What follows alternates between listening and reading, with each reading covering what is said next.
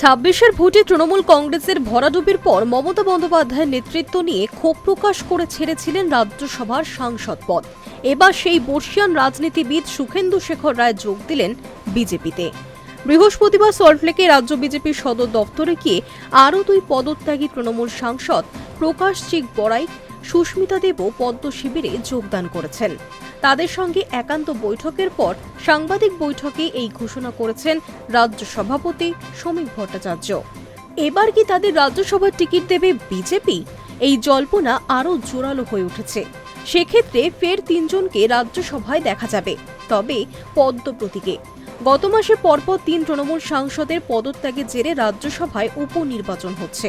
আগামী ২৪শে জুলাই ভোট। সংখ্যাতত্ত্বের নিরিখে এবার ৩টি আসনই বিজেপির দখলে যেতে বসেছে।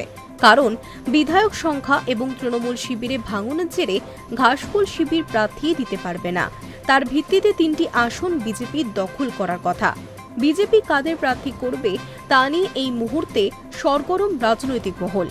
এমন সময় সুখেন্দু শেখর, সুস্মিতা এবং প্রকাশের বিজেপির সদর দপ্তরে গিয়ে শ্রমিক ভট্টাচার্যের হাত ধরে বিজেপিতে যোগদান করলেন।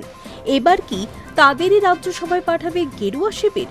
সাংবাদিক বৈঠকে শ্রমিকবাবু জানান, তৃণমূল ছেড়ে ৩ জন সুখেন্দু শেখর রায়, প্রকাশ চিক বড়াইক এবং সুস্মিতা দেব আজ আমাদের সঙ্গে বিজেপিতে যোগদান করলেন।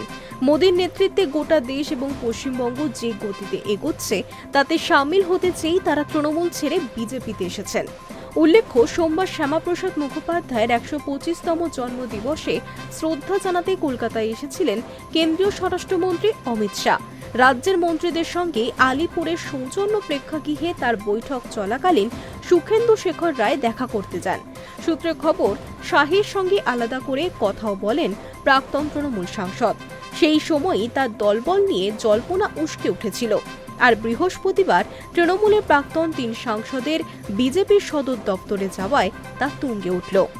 High News network.